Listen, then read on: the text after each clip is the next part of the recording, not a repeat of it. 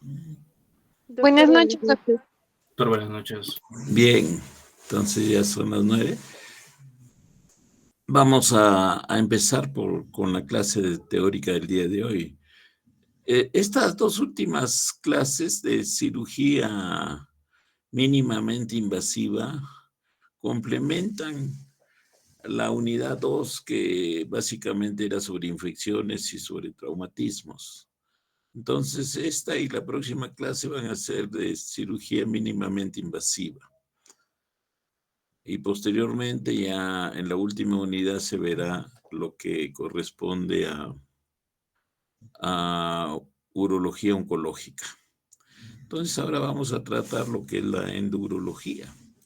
Entonces, la endurología pues viene a ser ya una subespecialidad, se podría decir, de la urología, que se encarga pues del manejo de diferentes tipos de afecciones, de enfermedades, de daños, utilizando pues eh,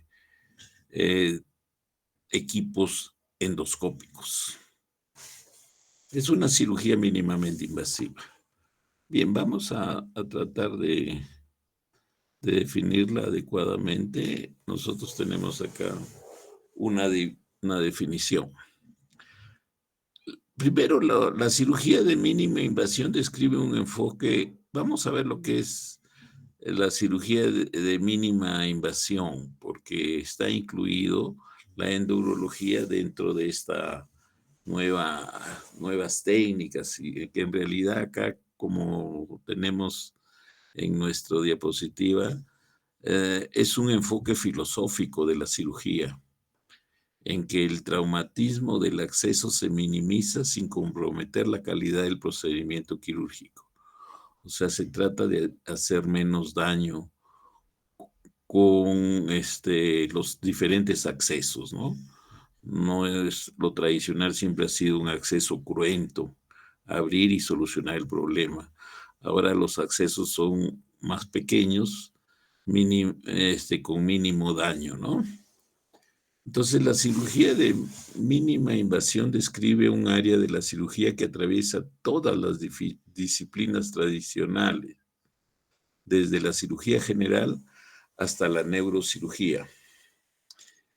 La cirugía de mínima invasión es un medio para realizar operaciones importantes a través de pequeñas incisiones o pequeños accesos a través de conductos, puede ser a través de conductos naturales, como por decir en nuestra especialidad a través de la uretra, a menudo con sistemas de imágenes de alta tecnología miniaturizados, para minimizar el traumatismo de la exposición quirúrgica. A fines de la década del 50, Hopkins, del siglo pasado, describió la lente de barra, un método para transmitir luz a través de una barra de cuarzo sólida sin calor y con poca pérdida de luz. Esto más o menos un recorderis de cómo empezó todo, ¿no? Cómo empezaron a sumarse los diferentes descubrimientos para realizar las cirugías mínimamente invasivas. Entonces, miren, ya teníamos buena luz fría y permanente para alimentar a través de los equipos endoscópicos. La cirugía endoscópica transluminal por la uretra, que es la que se realiza, el urólogo realiza, representa una oportunidad para realizar una cirugía sin cicatrices. O sea, no hacemos corte en ninguna parte. La explosión de la cirugía asistida con video en los últimos 20 años fue el resultado del desarrollo de dispositivos de carga acoplada, de alta resolución y de acoplamiento de carga que podrían montarse en el extremo interno de los endoscopios, flexibles o en el extremo externo de un telescopio Hopkins. Junto con las fuentes de luz brillante, los cables de fibra óptica, videoendoscopio de alta definición, el videoendoscopio ha cambiado nuestra comprensión de la anatomía quirúrgica y reformado dicha práctica. ¿Qué queremos decir? Que la anatomía tradicional que nos han enseñado a través de muchos lustros, muchos años, ahora tiene que ser complementada, pues, sobre todo yo diría para todos los estudiantes y médicos en general de medicina, tiene que ampliarse para para que existan dentro de la currícula, pues la anatomía endoscópica, que es diferente que la clásica, la descrita en los grandes tratados de anatomía, ¿no? Que han existido desde siempre, desde hace algunos siglos.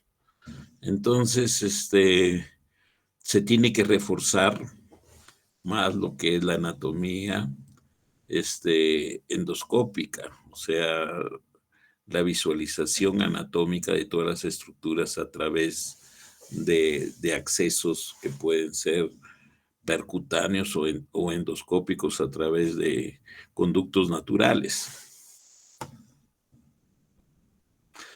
Acá tenemos pues un equipo de cirugía mínimamente invasiva típico. Todo el equipo central está ubicado en la consola fácil, que son consolas fácilmente móviles. O sea, tenemos ahí la fuente de poder, tenemos la luz, tenemos la videocámara. Se puede poner también el insuflador si se hace un absceso transperitoneal. Y los monitores, por supuesto, ¿no? Que esos los monitores. Entonces, es un equipo de cirugía mínimamente invasiva. Entonces, más o menos, esto es lo que va a llegar, pues, con la apertura del nuevo Hospital Lorena. O sea, el equipo que se está adquiriendo es el último que está saliendo en la fabricación. O sea, porque así dice la norma, cuando tú equipas un hospital de alta complejidad, el equipamiento tiene que ser el último que ha salido al mercado. Entonces, son equipos muy modernos que vamos a tener y para lo que vamos a requerir indudablemente capacitación previa, pero vamos a tener la gran oportunidad de realizar, pues, buena parte de los procedimientos serán mínimamente invasivos. Entonces, ya entrando al tema, la endoscopía urológica. Entonces, vendrían a ser el conjunto de maniobras diagnósticas o terapéuticas que se realizan en el interior de las vías urinarias, ya sea ingresando a través de la uretra o por vía percutánea. Esto es lo que no habíamos aclarado anteriormente, ¿no? También se considera, son cirugías mínimamente invasivas también, la que se realiza a través por decir, de la pared lumbar, la nefrolitotomía percutánea, ah, que se atraviesa la pared muscular y se llega a la zona donde se quiere intervenir. Entonces, esta es la otra vía, ¿no? Entonces puede ser a través de conductos naturales o en forma percutánea, pero eso sí, en ambos utilizando equipos endoscópicos de última generación, ¿no? Modernos, complementados y necesariamente teniendo buenas cámaras de video y aparatos radiológicos Los aparatos radiológicos, básicamente, lo que es última generación, que también va a tener el Lorena, es el arco en C, que es una fluoroscopía móvil, ¿no? Va a estar este arco en C va a estar en lo que se denomina una sala de operaciones híbrida, en que va a ser utilizada por diferentes especialidades, que puede ser neurocirugía, mucho más probablemente la va a usar urología, porque la urología es, en las cirugías mínimamente invasivas, está a la vanguardia, ¿no? De los procedimientos que tienden a ser el gol estándar, con este tipo de cirugías mínimamente invasivas. La endoscopía urológica o endurología se ocupa de patologías muy diversas. Básicamente, podremos comprimirlas nosotros en la litiasis, en la solución de problemas litiásicos, en la litiasis urinaria, los tumores uroteliales, sobre todo los tumores proximales, ¿no? O sea, a nivel de las cavidades intrarrenales o también el uréter proximal. Sobre todo ahí tienen una utilización plena. Sobre todo la percutánea, que es la que sirve bastante en cálculos grandes y en tumores, en la resección de tumores. Aparte, últimamente, incluso los ureterorenoscopios, con la mejora en la tecnología de la visualización de las imágenes, también el adelgazamiento del ureteroscopio, flexible sobre todo, son más delgaditos y tienen maniobrabilidad, o sea que podemos nosotros introducir elementos de trabajo que son bien eficientes. Pero para trabajar más cálculos grandes y para trabajar más tumores de la pelvis renal, por decir, o el uréter proximal, la percutánea, indudablemente es el mejor acceso, la mejor manera de solucionar el problema utilizando técnicas mínimamente invasivas. La endoscopía urológica utiliza técnicas quirúrgicas mínimamente invasivas. Estamos redundando. Entonces es bueno siempre saber, porque no es que nosotros queremos halagarnos los urólogos, pero no, nuestros antepasados urólogos, nuestros padres, abuelos urólogos, se preocuparon mucho, pues, por la necesidad, ¿no? Porque el urólogo tenía que acceder a problemas, por decir, vesicales, y tenía que de alguna manera ingeniarse de tener acceso a la vejiga sin aperturar necesariamente la pared abdominal o la zona perineal, que también algunos se idearon eso. Entonces, el acceso, siempre buscaron tener un acceso vía uretral.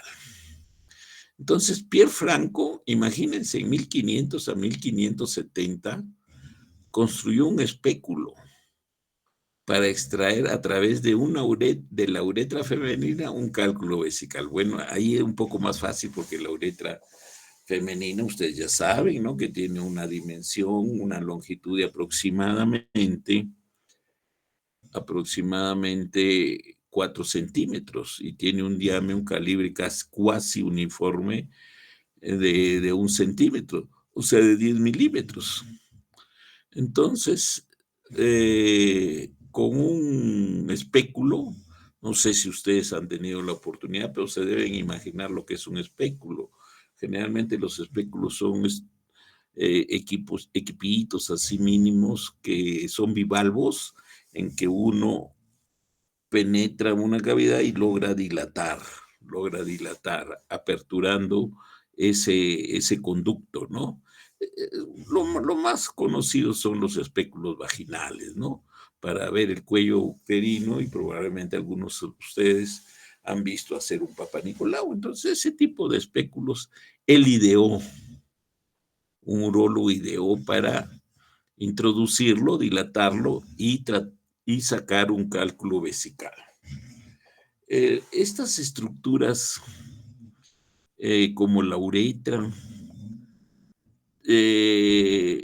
tienen una buena distensibilidad. No crean que son estructuras que si yo no yo la puedo dilatar y no se va a reventar, no se va a romper, no va a haber. Con una dilatación progresiva puedo llegar a calibres bien grandes y extraer un cálculo grande, como puede ser de 1,5 centímetros, 2 centímetros. Bien, ya en 1561, vivió de 1561 a 1633 Santorio, italiano, diseñó y utilizó en sí mismo una sonda. Miren, ya hace procedimientos endoscópicos, no endoscópicos, sino utilizando los canales naturales. Utilizó una sonda en el año 1625. Estos son los precursores, pues, de todo lo que se vive ahora en la cirugía mínimamente invasiva, tanto urológica o de otras especialidades.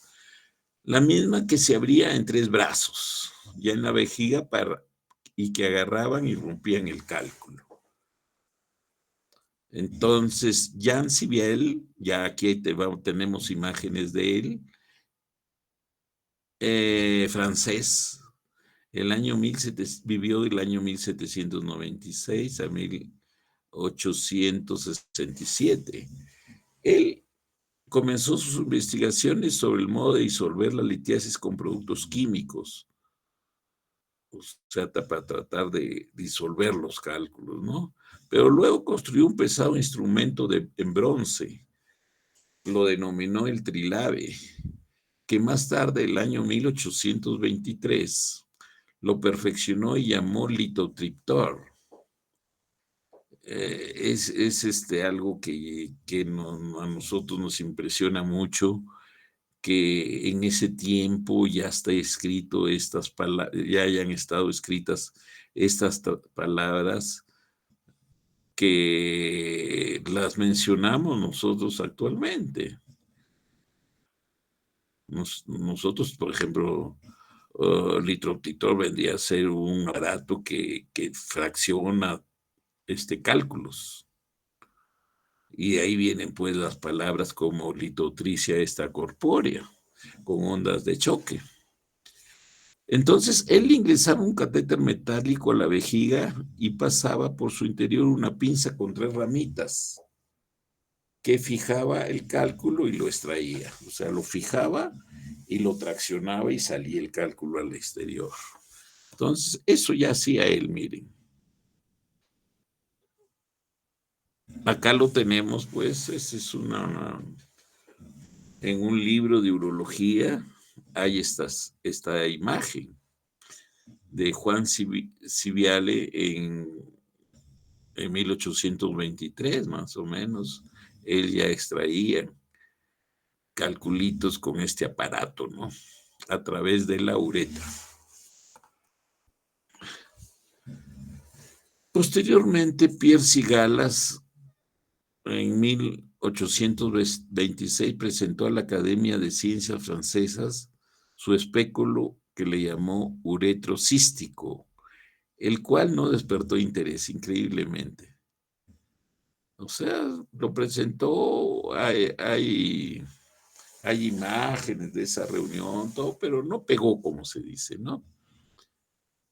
Probablemente el problema ahí haya sido la imagen, o sea, la luz. O sea, probablemente todavía no se había incorporado el foco eléctrico de luz, ¿no? Y las imágenes probablemente eran muy, muy, muy oscuras y no despertó interés. De Sermox, francés, en el año 1853 muestra un instrumento para el examen de la uretra, con iluminación obtenida por un reflejo de una llama externa. O sea, no había luz incorporada, sino una llamita externa. Él trataba de reflejar para visualizar la parte interna de la vejiga. El aparato lo llamó endoscopio, ya palabras que se utilizan a diario actualmente en la medicina, con el cual extrajo un pólipo de la mucosa uretral, siendo la primera operación descrita y corroborada y firmada y patentada de endoscopia urinaria. Miren en qué tiempo, ¿ah? Miren en qué tiempo. En 1853. Maximilian Nietzsche, ya bueno, él ya es lo máximo, ¿no? Alemán, que vivió entre 1849 y 1906, diseñó el prototipo actual del cistoscopio. Ella lo diseñó, exponiendo el 9 de mayo del año 79, 1879, a la Sociedad de Médicos de Viena, una exposición muy lujosa. Usó como fuente de luz, ya incorporó un filamento de platino incandescente, o sea que ya tenía luz propia. Joseph Litter, en el año 1886, ahí nomás, luego de unos pocos años, ya adaptó al cistoscopio una pequeña bombilla eléctrica de Edison, porque ya se había descubierto por Edison la bombilla eléctrica y él la incorpora al cistoscopio. Entonces ya se tenía un aparato endoscópico muy, muy, muy, muy, muy útil y muy parecido a lo que hay ahora con la evolución de tecnología. Indudablemente han sido reemplazados varios, ¿no? Probablemente ese foco, esa bombillita eléctrica de Edison tenía para realizar procedimientos cortos porque probablemente liberaba bastante calor. Actualmente hay métodos en que hay enfriamiento de todos de estas fuentes de luz.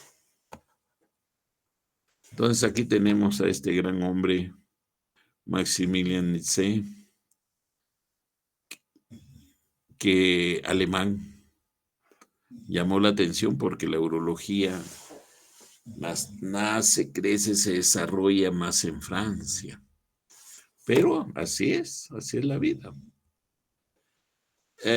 Joaquín Albarrán, que vivió en el año 1860 a 1912, agrega al cistoscopio su célebre uña de Albarrán, así se llama, conocida a nivel mundial, e incorporada a todos los equipos de uretrocistoscopía y todos los equipos endoscópicos que trabajan a nivel del tracto urinario bajo, en vejiga. Entonces, todos estos equipos tienen esta incorporación, que es una uñita que sirve para direccionar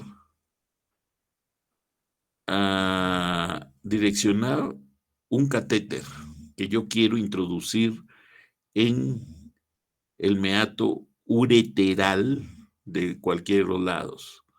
Entonces, esta uñita deflexiona y apunta a la zona que yo quiero introducir con maniobras manuales, introducir un catéter ureteral, ¿no? Entonces, ese es un gran descubrimiento que nosotros lo resaltamos. ¿Por qué? Porque es un latino, una mente latina, cubano, que colaboró con un aditamento que es utilizado a nivel mundial.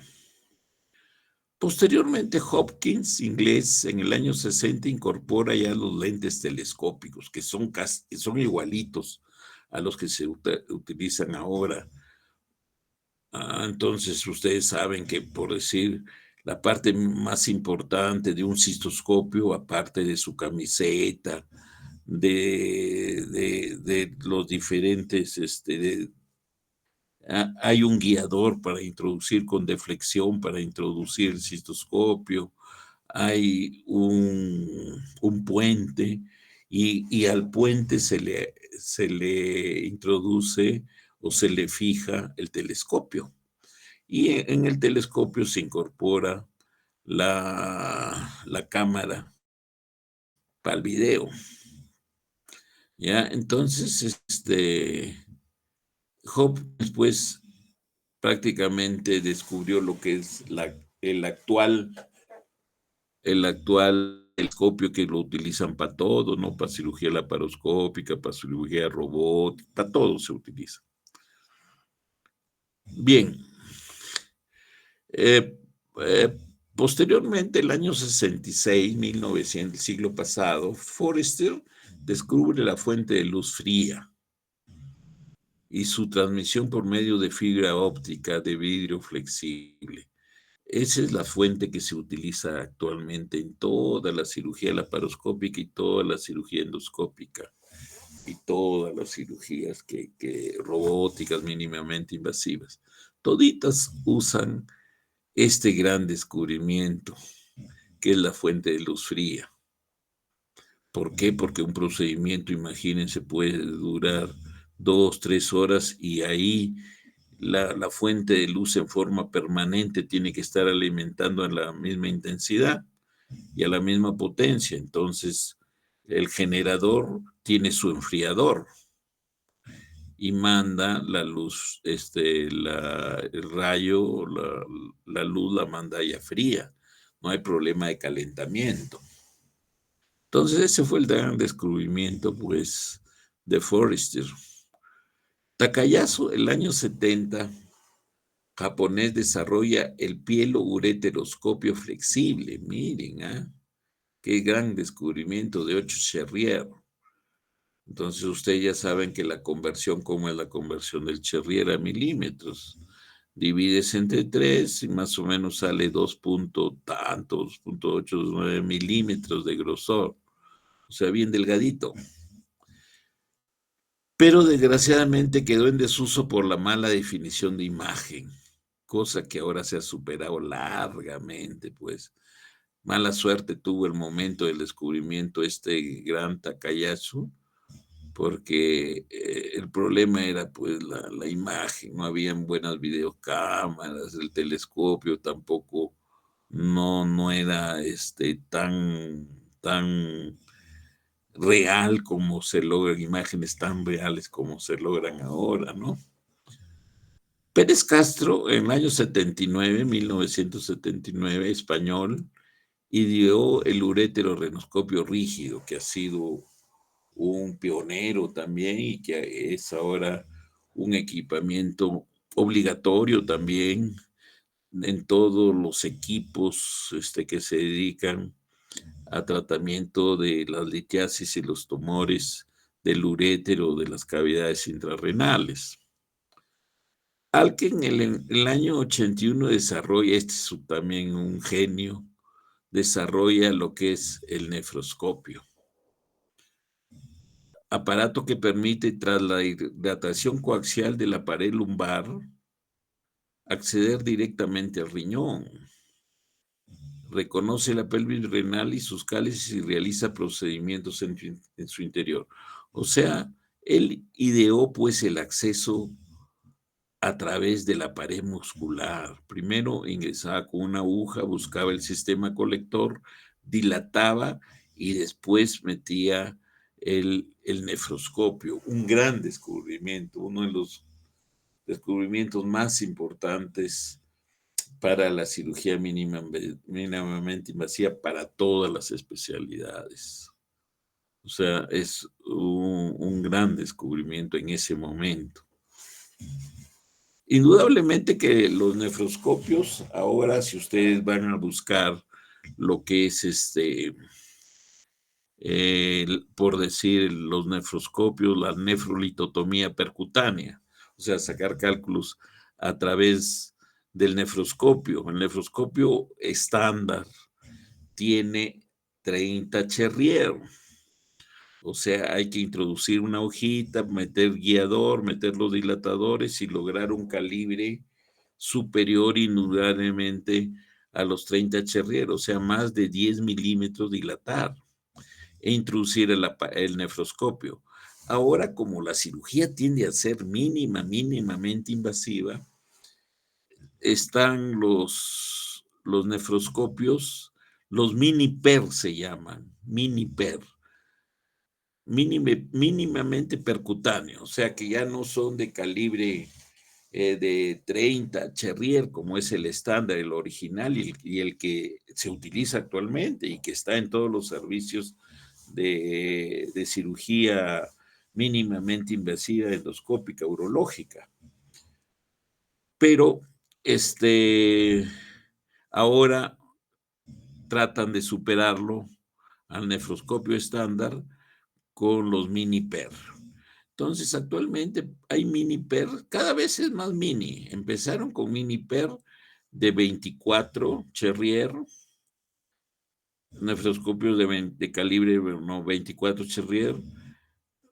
Siguieron con 21, 20 y actualmente están bordeando 10, 14, 16. O sea que ya no hacen huecos muy grandes, no se dilata tanto para meter el nefroscopio porque hay nefroscopios más pequeños. Antes empezaron a utilizarse estos mini PER para utilizarlos en niños. Pero ahora ya esos mini PER los utilizan en adultos, con la idea de hacer mínima invasión. Bien, entonces tenemos acá, hemos tratado de clasificar así para mejor entendimiento, la endoscopía urológica según tipos, según el acceso anatómico. Nosotros lo hemos dividido en tres. La cirugía endoscópica baja, que es la que ingresa a través de la uretra, tenemos para solucionar problemas a nivel uretral, como las estrecheces uretrales, y se usa un aparato ad hoc que se llama el uretrótomo. La característica del uretrótomo es de que no usa energía, por decir, energía de diferente tipo, por decir, láser, monopolar, bipolar. No utiliza ese tipo de energía. Es su elemento de trabajo, son, son bisturís que le llamamos bisturís fríos, de diferente tamaño y con diferente denominación. Cada inventor, cada alguien que idea algo le pone su nombre. Hay, por ejemplo, un Desachet, a mí me gusta utilizar ese. Es bien amplio y bien potente. Y hay otros más pequeños que tienen diferentes denominaciones. Pero lo importante es saber que el uretrótomo no usa energías, sino usa bisturicorte frío. ¿Por qué? Porque la uretra tiene un comportamiento, una característica de que es muy reaccional. O sea, si le metemos energía bipolar, monopolar, cualquiera que sea, láser, todo, me va a producir demasiada reacción inflamatoria con consecuencias posteriores de fibrosis y estenosis. Entonces, por eso es que se usa el bisturí frío. Hay menos reacción inflamatoria, menos fibrosis y por lo tanto, casos a medianos plazos no va a haber tantas estenosis, ¿no? Tenemos la cirugía endoscópica baja vesical. Tenemos la litotripsia endoscópica, o sea, sacar fraccionar cálculos con un dispositivo tipo cistoscopio incorporado la fibra láser. Fracciona los cálculos y estos se sacan con pinzas. También la resección transuretral de tumores, por ejemplo, un tumor vesical. Para diagnóstico y estadiaje se le hace la resección transuretral y se manda a patología. También tenemos dentro de la cirugía endoscópica baja lo que es la cirugía endoscópica baja prostática. Entonces aquí se usa el resectoscopio que muchos de ustedes han visto, tantos lo han visto al dispositivo, al aparato y cómo actúa. Se usa básicamente para hacer la resección transuretral, que todavía es el gold estándar para resecar próstatas, sobre todo menores de 40 60 centímetros cúbicos de volumen. Y si son un poco mayor, con la técnica bipolar, los resultados son óptimos. Tenemos la vaporización y resección con láser, que es lo que está avanzando últimamente. La vaporización se hace con energía bipolar, utilizando un dispositivo de energía que vaporiza el tejido, pero tiene el gran inconveniente que al vaporizar el tejido no hay cómo estudiar las muestras anatomopatológicas porque se volvió polvito el tejido al aplicar el elemento de trabajo, que es el honguito que alguno de ustedes habrá visto en las prácticas de resección bipolar. Y tenemos la resección con láser, que para próstata ahorita se han impuesto, ¿no? El Holmium Jack y el Thulium fibra láser.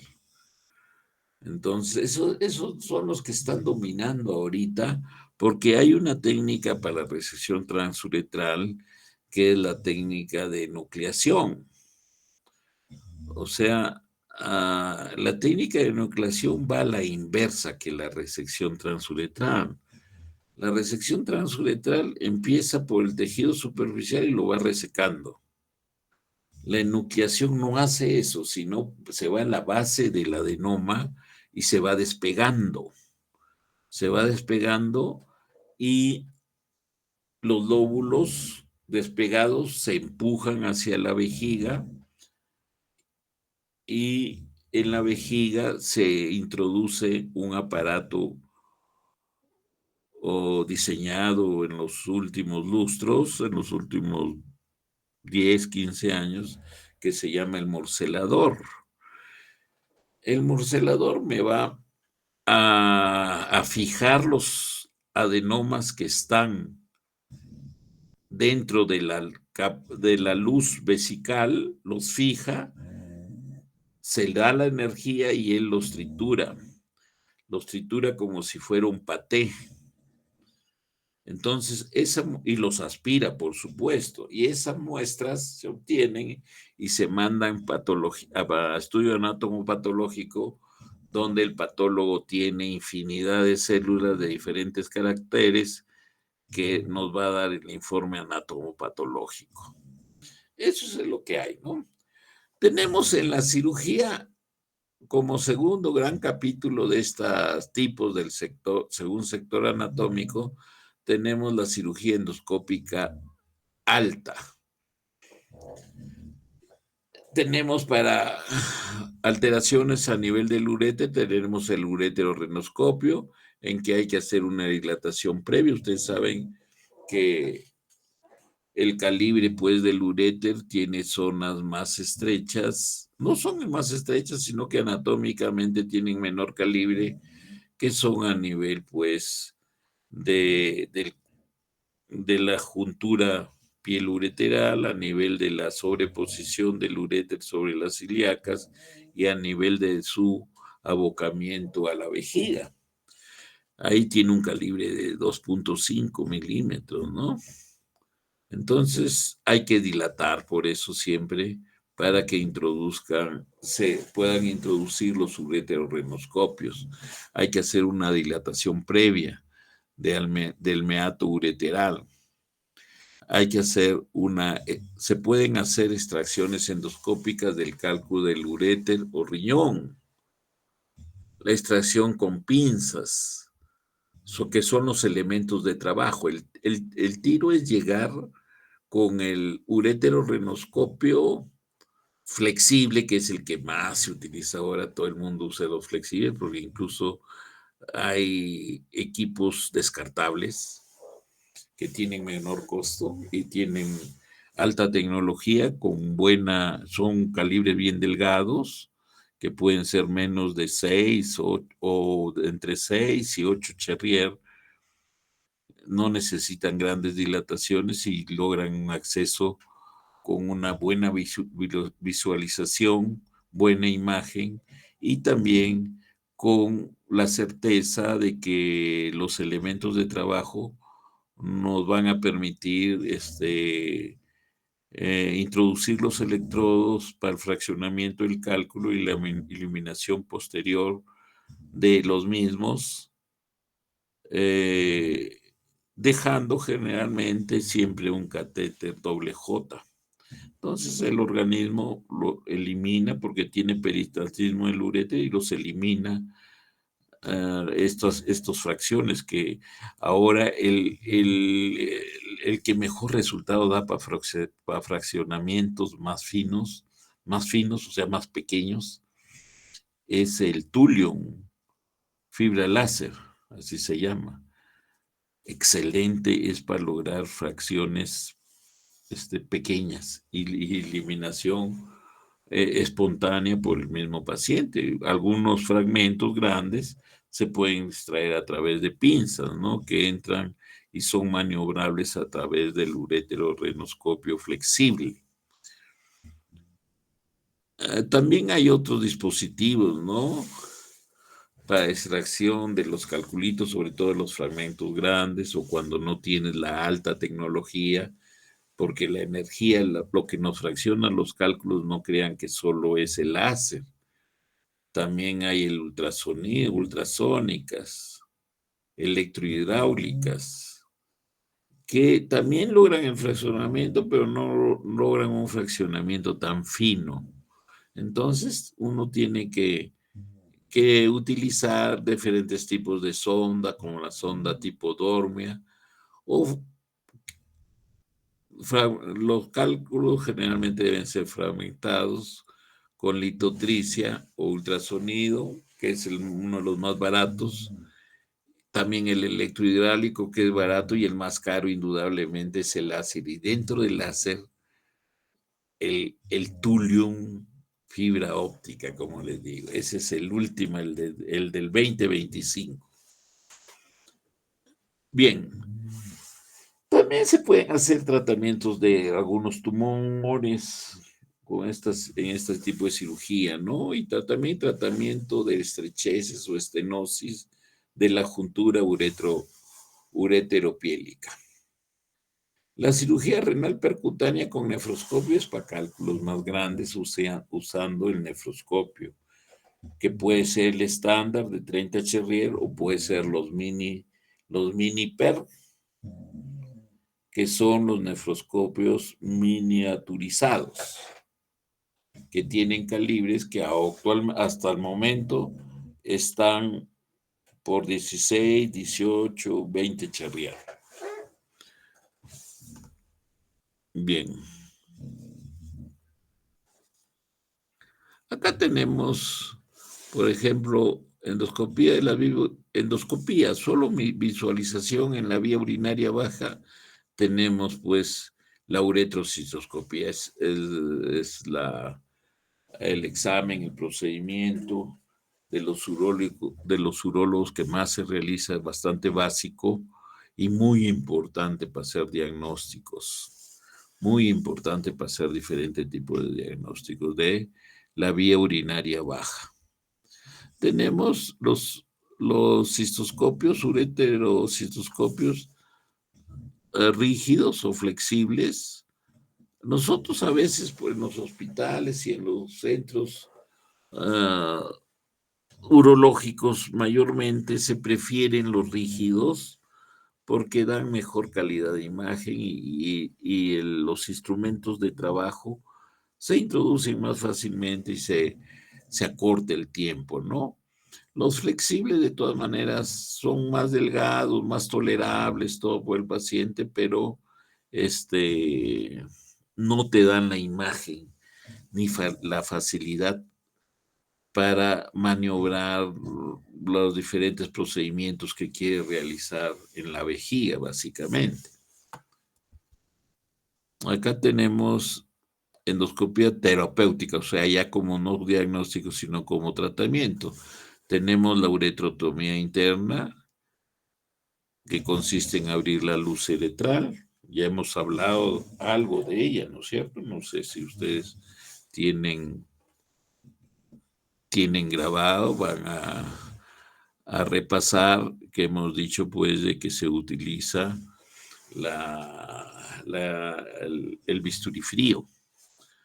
Tenemos el tratamiento con láser, que generalmente, le digo, en uretra no son tan aconsejables por problemas de la espongiofibrosis, ese es el término que se usa, que es la fibrosis y estenosis tardía de cuando se maniobra esta zona de la uretra, ¿no? Bien,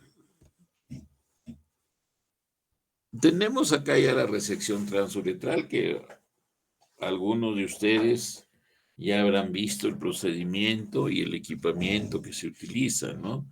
Se utiliza el resectoscopio.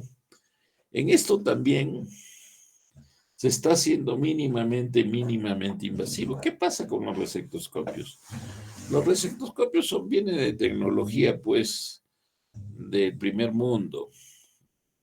La mayoría son alemanes, son franceses, hay bastantes chinos, pero toditos son para, por decir, para la raza blanca, la raza negra, blanca básicamente, que está en Europa. Y, y no hay, pues, resectoscopios más pequeños. Hay hasta calibre 24, pero el estándar es 26. Entonces, como hay que resecar tejidos, el asa tiene que tener un calibre no tan pequeñito. Entonces, no, no hay resectoscopios, salvo hay resectoscopios pediátricos, ¿no? Para tumores en los niñitos, para las válvulas uretrales posteriores, qué sé yo. Pero, a lo que quiero llegar es de que actualmente con la cirugía que se está imponiendo, la cirugía láser para próstata sobre todo, se están utilizando ya camisetas más delgadas, o sea, lo que podría ser, realmente es como un tipo, porque no te necesita resecar nada, entonces son tipos cistoscopios que se les adapta con la fibra láser, va despegando lo que les he dicho, el adenoma. Y entonces están utilizando calibres más delgados, o sea, están en calibre 21, que son ideales pues para nuestra raza, que de todas maneras nosotros tenemos en nuestra población orígenes diferentes a los europeos, ¿no? La mayoría más bien tenemos línea directa que viene de los asiáticos. Entonces, las estructuras son un poquito más pequeñas y los calibres que se están logrando con, con lo que es el tratamiento láser, se están haciendo elementos de trabajo más delgados, ¿no? Acá tenemos más o menos unas imágenes para que vean cómo se realiza la resección. transuretral con un asa de corte. También hay asas ya no solo de corte, sino que vaporizan, sobre todo con la energía bipolar. Ahí tenemos cómo se va resecando. O sea, la idea en la resección es hacer un camino que vaya de, de la vejiga, del cuello vesical, hasta el verum montanum. Hacer un corredor a ese nivel, posteriormente caen los lóbulos laterales y se empieza por un lado y se reseca hasta al verum montanum. Hay que rodear el verum montanum y sacar todo el adenoma. No es un procedimiento tedioso, es cruento, sangra regularmente, pero no tanto, porque rápidamente la técnica se basa básicamente en hacer corte y cuando hay sangradito, no tanto mayor, sino un pequeño sangrado que notamos que sobre todo es arterial o venoso grande, cauterizamos y vamos progresando en la resección. Entonces, esa es la resección transuretral. Tenemos la endoscopía terapéutica de la vía urinaria baja, tenemos terapia prostática con láser, ya hemos descrito, endoscopía terapéutica para el HVP, terapéutica tenemos nosotros, la colocación de diferentes catéteres, también se usa la endoscopía, pues ablaciones prostáticas también hay. De las neoplasias vesicales, lo que se utiliza, hay diferentes escuelas, ¿no? Ante la presencia de un tumor, tú puedes tomar biopsia previa para tener la certeza de que efectivamente es un tumor, para ver las características y para tener un pronóstico más o menos de qué es lo que se viene. Y hay también otra técnica que de frente, si son tumores relativamente pequeños, si no son numerosos, puede ser uno o dos, se les hace resección. Resección, hay que tener buen asa porque no puedes perforar las vejigas, hay veces no tienen paredes muy gruesas. La pared normal de una vejiga está bordeando los 4 milímetros. Entonces, una resección muy generosa me va a perforar, me puede perforar. Entonces, hay que tener bastante delicadeza y experiencia en hacer este tipo de cirugía, porque la idea es efectivamente resecar el tumor, pero no perforar y tratar de sacar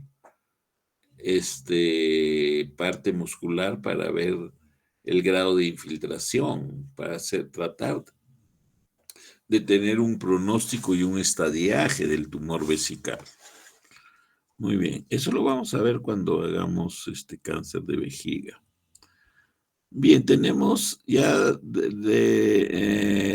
terapéutica, endoscopía terapéutica y la vía urinaria baja. Tenemos la endoscopía transuretral, endoscopía para hacer este tratamiento de cálculos vesicales. Ya la vía percutánea no es tan buena, pues, porque si tienes la vía endoscópica, te demorarás un poco más, pero es mínimamente invasiva, es menos mínimamente que la percutánea suprapúbica, ¿no? Entonces es mejor vía transuretral.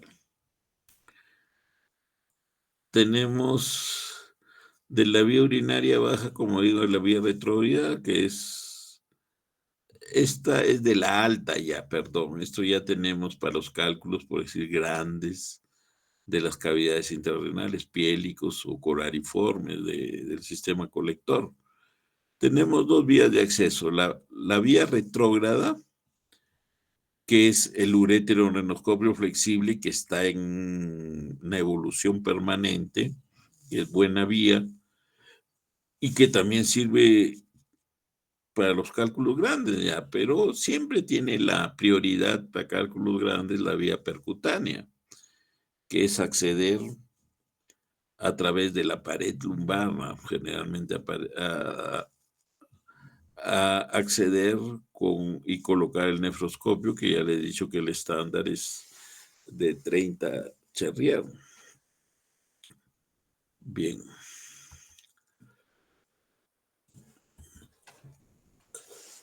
Un ratito.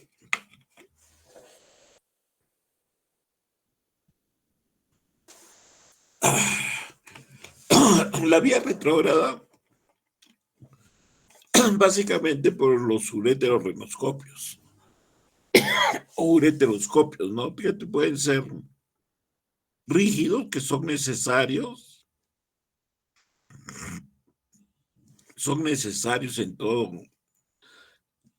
en todo el arsenal de la cirugía para cálculos. Los ureteroscopios semirrígidos también necesarios.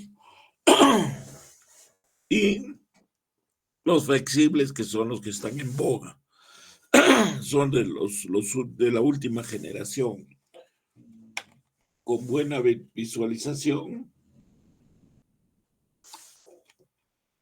y también con buen acceso a través de, a pesar que son calibres bien pequeños, pero permiten trabajar y introducir los elementos de trabajo necesarios.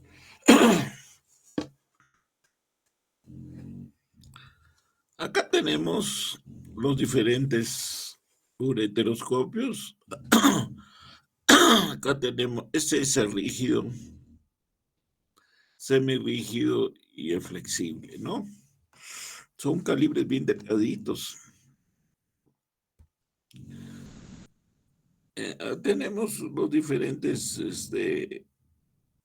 equipamientos necesarios también para realizar bien los procedimientos, pinzas, etcétera, etcétera. Catéteres, ¿no? El catéter de doble J siempre está presente. Pero no están exentos de complicaciones, ¿no? Pueden haber complicaciones como estenosis, que no son inmediatas, son después, ¿no? En el 1%. La abulsión ureteral es una complicación terrible, ¿no? Es cuando el uréter queda dividido en dos, una parte superior flotando y otra inferior flotando. Esa es una complicación mayor, que rara también, no es de que siempre va a suceder eso, porque como estás mirando el procedimiento te das cuenta y no progresas. Si ya ves que has perforado algo, mejor concluyes en ese momento el procedimiento, dejas un catéter doble J, o sea, de autofijación, tanto en las cavidades intrarenales y en la vejiga, y se garantiza el drenaje de la orina que filtra el riñón hacia la vejiga. Y va a haber un cierre espontáneo de la zona lesionada. Acá tenemos el nefroscopio. Acá está el nefroscopio. O sea, no tiene visión directa, así recta, sino con angulación. Hay nefroscopios rígidos, la mayoría. También hay flexibles, pero se prefiere siempre el rígido.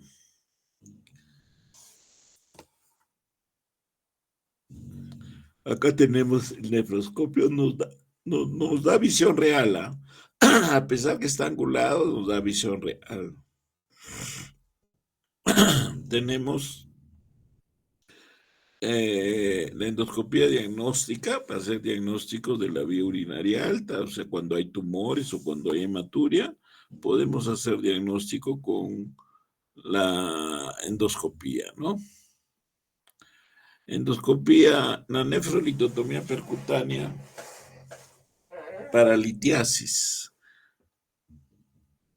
Entonces, esta cirugía, más o menos, con la aparición del descubrimiento del nefroscopio, empieza en esta década, ¿no? El del 80. Hay que seleccionar bien los pacientes, hay que tener todo el equipamiento disponible, los catéteres que se necesitan, que generalmente son catéteres ureterales pequeños, de calibre pequeño, entre 5, 6, 7 Cherrier máximo.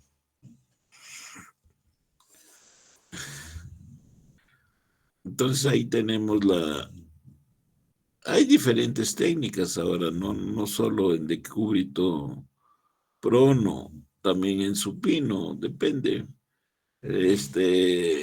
La preferencia del urólogo, ¿no?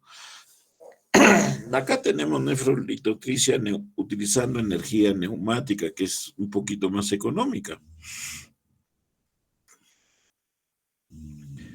Entonces, esa es la forma del acceso, la succión percutánea ecodirigida. Aquí es donde hay bastantes adelantos ahora con la fluoroscopía móvil que tiene el arco en C, que tiene menos radiación, porque también en algún momento ha habido alejamiento de algunos urólogos de realizar la técnica por las radiaciones, ¿no?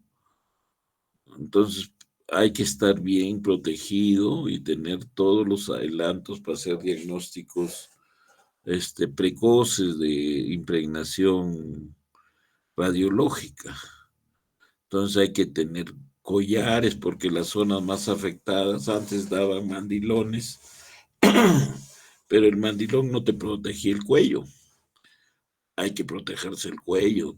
Y hay veces las exposiciones y el afán de solucionar el problema, a veces que son bastante complejos, demoran y la exposición puede ser mayor de lo previsto. Entonces, por eso algunos urólogos se han alejado pero ahora con el avance de la tecnología, los APC tienen también con mínima irradiación y con más protección del cirujano, ¿no? Litiasis renal casi radiopaca, o sea, se necesita pues un ecógrafo para dirigir bien la punción, las agujas de punción y las guías metálicas para tener el acceso a las cavidades intrarrenales y hacer la dilatación respectiva. Hay diferentes tipos de litofragmentación intracorpórea. Tenemos la litotricia ultrasónica, la electrohidráulica, la neumática y la láser, indudablemente, que ahora, aparte del láser Holmium-Yacht, tenemos el Thulium de fibra láser. Acá tenemos endoscopia terapéutica de la litiasis, cálcica renal, radiopaca. En todas es el mismo procedimiento de dilatación y acceso para lograr el acceso al nefroscopio y se utiliza la energía disponible. Bien, lo mismo para la extracción de los cálculos. En cuanto a los cuidados postoperatorios después de la ureteroscopía y de la litotricia, suele dejarse un catéter ureteral durante 24 o 48 horas para evitar el edema y el dolor postoperatorio. Las complicaciones de litiasis percutánea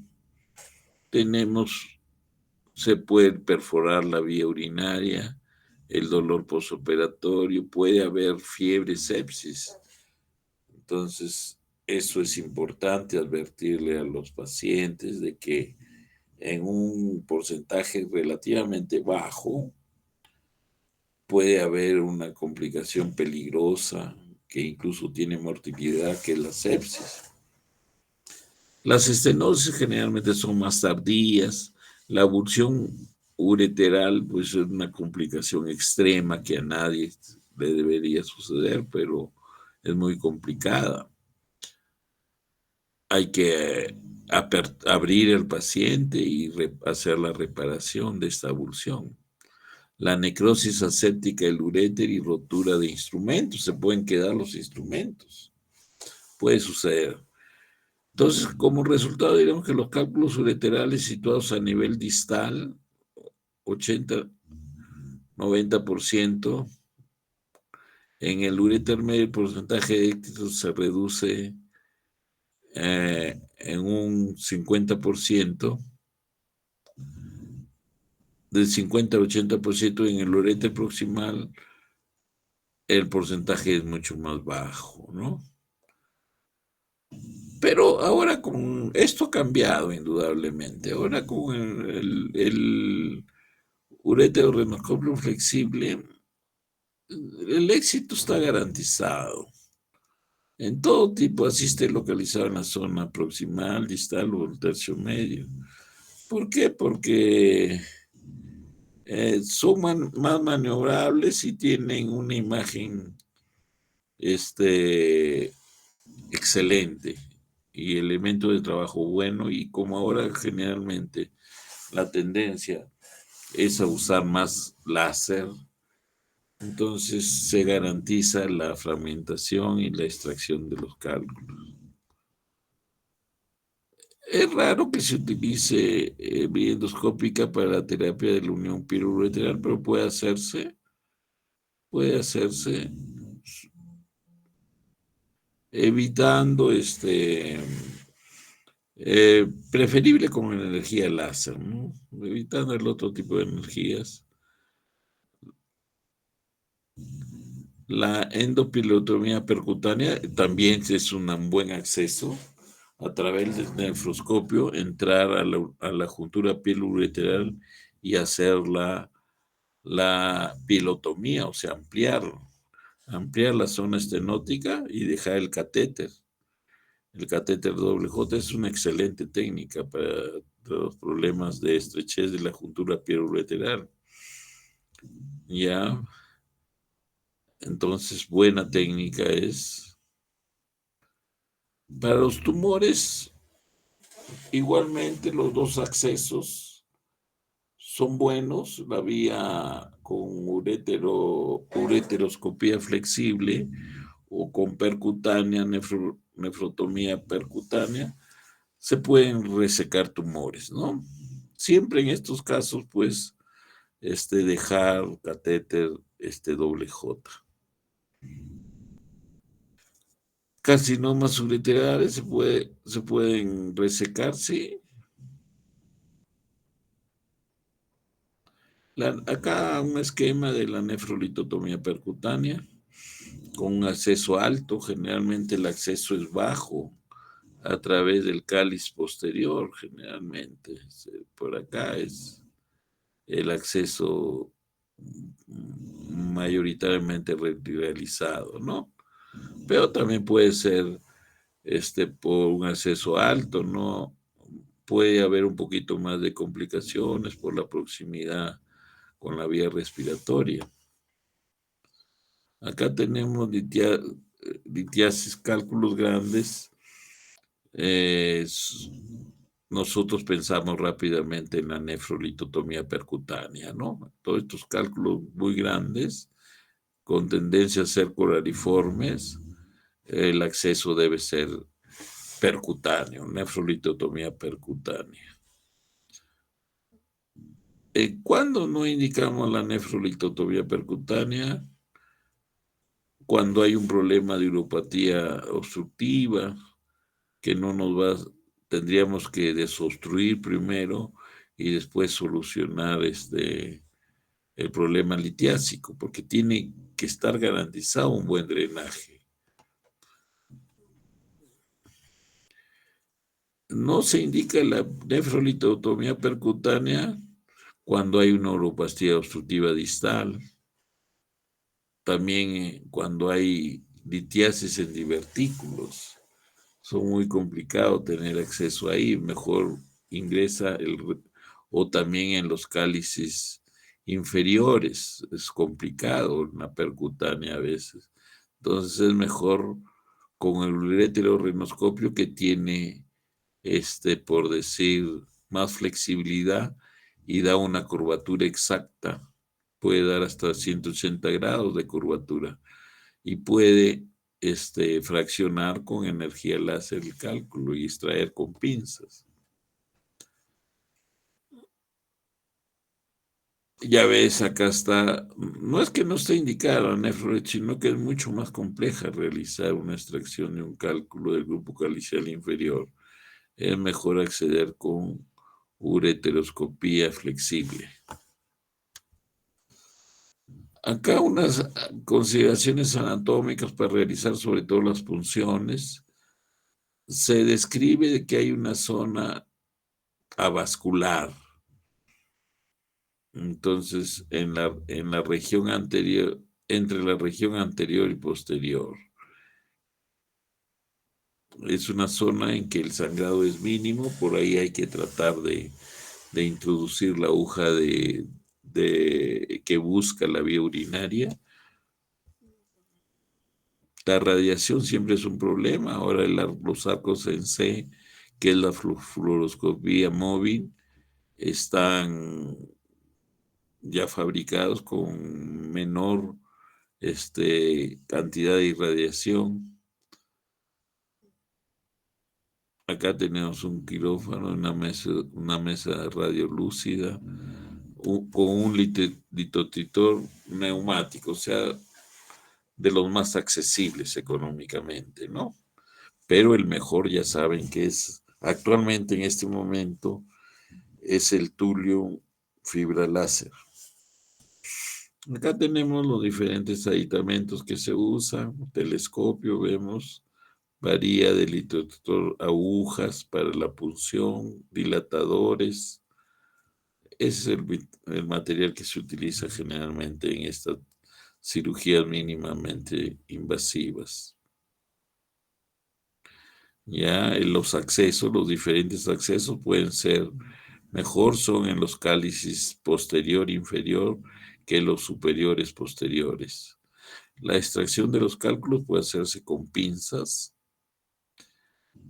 que capturan el cálculo y ahorran utilización de energía. Acá tenemos las contraindicaciones en que no se puede acceder por vía percutánea. Tenemos alteraciones de la coagulación y este es un principio elemental que contraindica cualquier procedimiento endoscópico. Si hay infección, tienes que prever eso y hacerle cultivos respectivos con antibiograma. Y si hay persistencia de infección a pesar de tratamientos adecuados, entrar con antibióticos de amplio espectro, preferible incluso hay veces combinaciones, no solo un antibiótico, sino dos, para evitar en algún momento la posible presentación de bacteriemia y posterior septicemia, que es una de las complicaciones más graves que da esta cirugía endoscópica mínimamente invasiva. Entonces pueden haber complicaciones, ¿no? Tanto en el acceso, puedes lesionar algunas otras estructuras, órganos vecinos. Es raro, pero se puede presentar que se lesione el vaso, el hígado, el duodeno, el colon. Es menos del 1%. También se puede lesionar el pulmón y la pleura en los accesos altos. Puede haber como complicación neumotórax o hidrotórax. Entonces, eh, las complicaciones de acceso, la sepsis, se presentan felizmente en un porcentaje bajo, entre 0,5 y 1,5. Puede posteriormente formarse una fístula arteriovenosa o un pseudoaneurisma, se presenta esto en menos de 0,8%. El sangrado de hematoma siempre se pueden presentar, pero generalmente no son preocupantes. Raro que se necesite una transfusión en estos procedimientos mínimamente, pero puede haber algún sangrado considerable en el monitoreo que se les hace postoperatorio inmediato pueda necesitar transfusión, generalmente es el 1%. En cuanto a las complicaciones de la dilatación, se puede lesionar indudablemente el sistema colector, porque se puede perforar la pelvis renal, 2%. Estenosis infundibulares, las estenosis sí pueden presentarse mayormente, ¿no? Complicaciones de la extracción del cálculo mismo, puede haber sangrado, puede haber extravasación intravascular, retroperitoneal o urinoma, o sea que se perfore y se extravase orina. Quedan fragmentos residuales. Se considera en general que una buena operación de un cálculo, ah, para ser exitosa, tiene que haberse eliminado, extraído más del 85-90% de la masa litiásica, ¿ya? Entonces, eso hay que tener presente. En cuanto a la mortalidad por nefrolitotomía percutánea, es bien baja, menos del 1%. Entonces, la ureterolitotricia endoscópica, o sea, la utilización de los ureteroscopios se está imponiendo para buena parte de los tratamientos, sobre todo a nivel ureteral, y algunos cálculos complejos, difícil de acceder con la nefrolitotomía percutánea, sobre todo en los cálices inferior o los que están en divertículos, ¿no? Como habíamos dicho antes. Entonces acá tenemos litiasis ureterales, litiasis del uréter intramural. Acá tenemos litiasis del uréter superior. Tranquilamente eso debe salir con una ureteroscopía flexible. Acá tenemos las estrecheces, entre comillas, que le habíamos explicado anteriormente, que son las zonas en que hay menos calibre del uréter. En la juntura pirureteral tiene 2 milímetros en promedio, que es equivalente a 6 French, que son generalmente los calibres que se utilizan en los ureteroscopios flexibles. Hay en el uréter medio proximal hay un calibre mucho mayor. Miren, el uréter no es como un tubo, hay zonas bien que tienen calibre mucho mayor, que pueden llegar hasta para 30 French, pero hay zonas estrechas, que son las que les dijimos, las tres principales son a nivel de la juntura pilureteral. Otra es cuando cabalga el uréter en los vasos ilíacos, que tiene 4 milímetros, o sea, 12 French. Y en la unión ya, en la entrada del uréter a la vejiga, o sea, el intramural, que tiene 3-4 milímetros, igual de 9 a 12 French. Eso hay que tener presente. Entonces, ah, si la vejiga está muy distendida, es difícil el acceso al uréter, o sea, a través de los meatos ureterales. Por eso la vejiga no debe estar tan distendida para introducir los dilatadores o el ureteroscopio flexible. No es conveniente que esté muy distendida la vejiga. Entonces tenemos los diferentes instrumentales que son complemento de los ureteroscopios, los catéteres. Entonces aquí también hay dilatadores hidráulicos, ¿no? Balón, para no utilizar dilatadores rígidos, que generalmente son de un material tipo plástico, ¿no? Entonces, esta es otra modalidad de dilatación ureteral para posteriormente dilatado pueda acceder rápidamente el urétero renoscopio flexible. Hay dilatadores rígidos, sí, hay,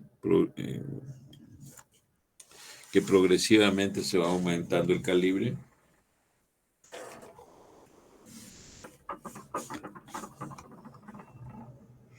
Acá tenemos el ureteroscopio rígido y abajo tenemos una pincita muy útil que es la dormia, en que uno con acceso a través del meato ureteral llega al cálculo y abre la canastilla para tratar de que se inserte ahí el cálculo, luego se tracciona, se fija y se jala el cálculo, ¿no? Esa es la dormia. Entonces, acá está un urétero o renoscopio rígido, la posición, ureteroscopía derecha, la pierna izquierda en leve flexión para acceder al lado derecho y la pierna derecha en leve flexión para acceder al lado izquierdo.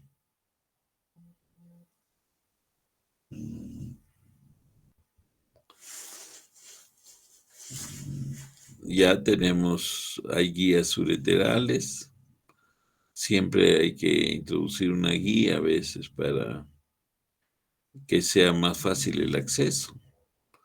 Acá tenemos una guía ureteral para posteriormente realizar las dilataciones. Primero se introduce la guía, después empiezan a progresivamente introducir los dilatadores para dilatar el meato este, urétero-vesical.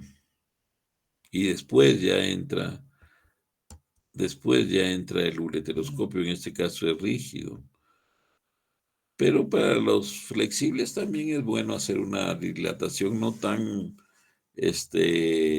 notoria, pero sí porque los calibres de los ureterorenoscopios flexibles son mucho menor, son delgaditos, bordeando 6 a 8 Charrier, hasta 10 Charrier. Entonces hay contraindicaciones relativas para los procedimientos ureteroscópicos, o sea, a través del urétero.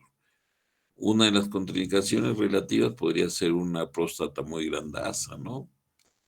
Que va a dificultar, por la elevación del piso vesical, va a elevar la zona y va a dificultar la introducción del urétero renoscopio flexible. Cuando hay fibrosis retroperitoneal, hay estrecheces en casi en toda la extensión del urétero.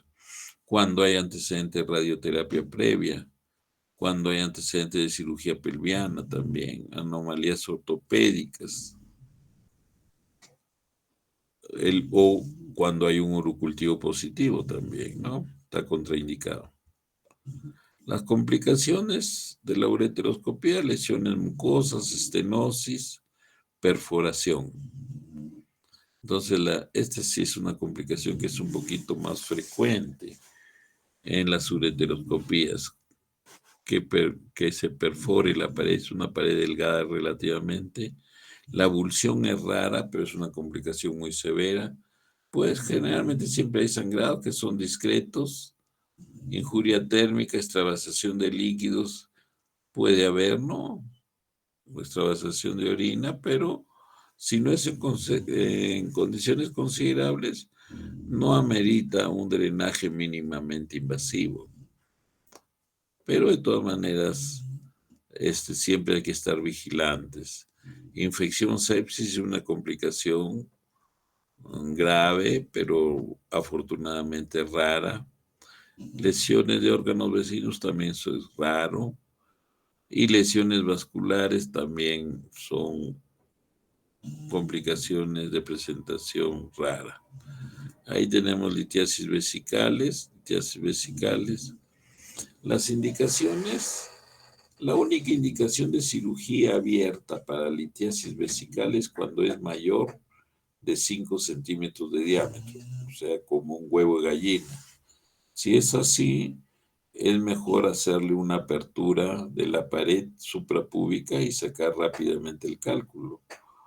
No se aconseja vía endoscópica porque aparte de que va a demorar bastante el procedimiento por por la cantidad de masa litiásica que hay que usar mucha energía y lo más caro pues de estos procedimientos es la utilización de varias fibras láser. Cada fibra láser está encima de $1,200. Entonces, para destruir semejante masa litiásica se necesitan varias fibras. Entonces, el costo es muy alto y el tiempo también de extracción, de fraccionamiento y extracción de estos cálculos es mayor, ¿no? Que una. Entonces, la única indicación ahora de la cirugía abierta para litiasis es cuando el cálculo vesical es mayor de 5 centímetros de diámetro. Entonces, ahí tenemos vía de abordaje, ¿no? Para extracción de cálculos. Hay contraindicaciones relativas y para hacer procedimientos endoscópicos en general, la infección activa urinaria es una contraindicación para extraer cálculos vía endoscópica, vesicales nos estamos refiriendo. Si la litiasis es mayor de 5 centímetros, entonces hacerle cirugía abierta. No se debe hacer cirugía por abajo, endoscópica. Ya, bien. Ahí hay otras contraindicaciones como que no hay acceso, ¿no?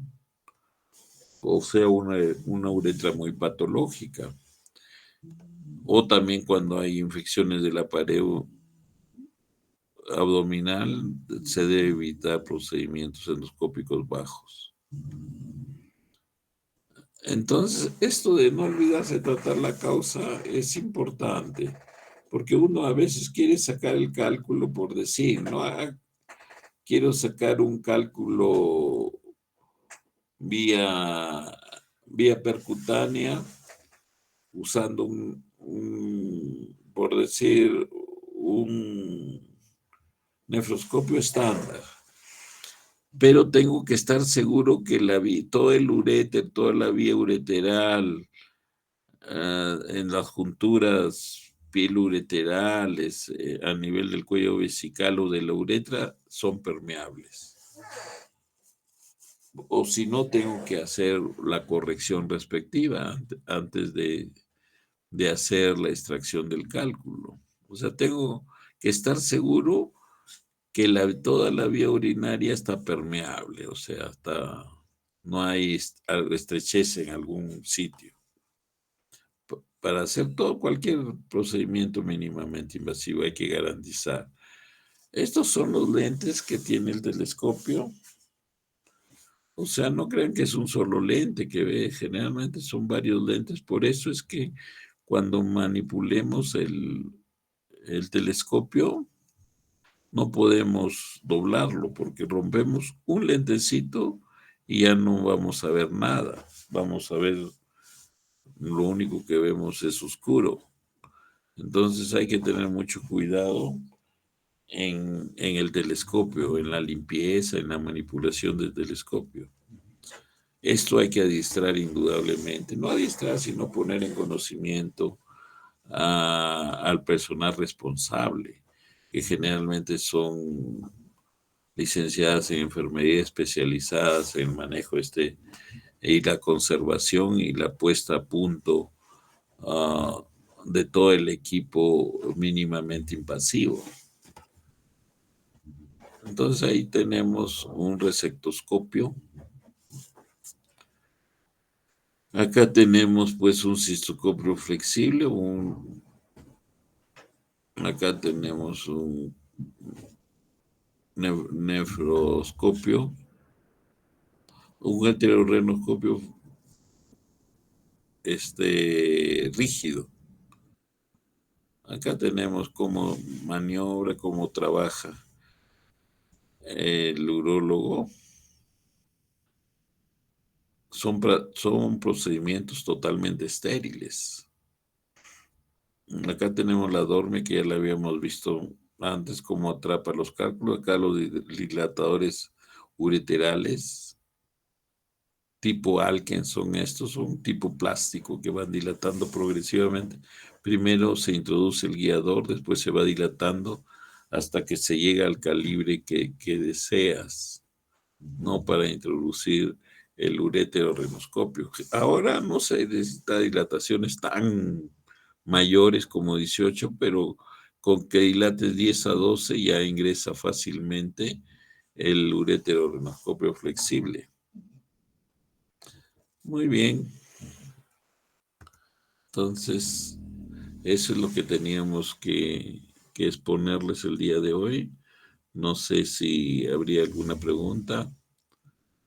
Es un tema muy en boga porque son cirugías que están empoderándose dentro de todo el manejo de las afecciones, sobre todo litiásicas, algunos tumores.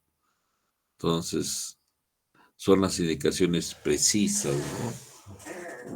En que la endurología se ha empoderado y está cada vez reafirmando su prevalencia y su preferencia, ¿no? Y cada vez hay adelantos porque se va logrando cirugías mínimamente invasivas, más mínimamente invasivas. Bien, entonces no hay preguntas, entonces quedamos ahí.